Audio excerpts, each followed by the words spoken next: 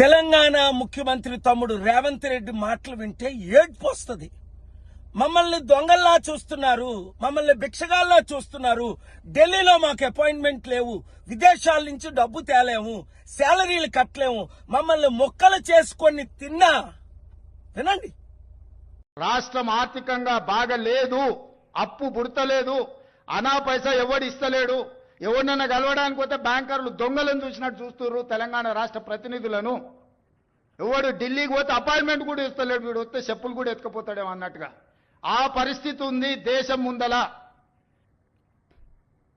అప్పు పుడితే నేను కూడా ఏదో ఒకటి చేసి తెచ్చిచ్చేటోను, అప్పు పుట్టట్లేదు, ఎవడు బజార్లో నమ్మడం లేదు. స్వీయ నియంత్రణనే దీనికి పరిష్కారము. ఉన్నంతలో గౌరవంగా సంసారాన్ని నడిపితే బజార్లో ఎవడైనా నమ్ముతాడు. వీధికెక్కి రచ్చ చేసుకుంటే కుటుంబం పరువు బజార్లో పడేసుకుంటే ఎట్లుంటుందో, ఉద్యోగ సంఘ నాయకులారా, రాష్ట్ర ప్రభుత్వం అనేది మన కుటుంబము. ఈ పరువును బజార్లో మీరు పడేస్తాము అనంటే కుటుంబ పెద్దగా వద్దు అని నేను విజ్ఞప్తి చేస్తున్నా. విన్నారు కదా, నేను చెప్పాను. పాత అప్పు తెలంగాణ 7 లక్షల కోట్లు, తమ్ముడు రేవంత్ రెడ్డి ముఖ్యమంత్రి అయిన తర్వాత 2 లక్షల కోట్లు. ఈ 10 లక్షల కోట్లకు వడ్డీ ఎవరు కడతారు? అదే పరిస్థితి ఆంధ్రప్రదేశ్ లో కూడా.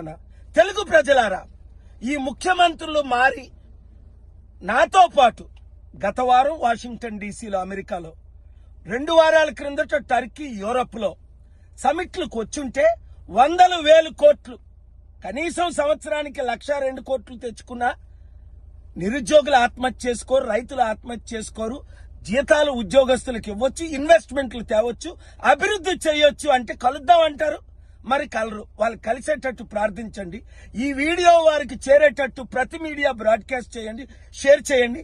లేదంటే ఇప్పుడున్న రాజకీయ నాయకులు చిత్తుగా అన్ని పార్టీలు ఓడించి ప్రజాశాంతి పార్టీని గెలిపించి రాష్ట్రాల్ని, దేశాన్ని కాపాడుకుందాం. Thank you very much.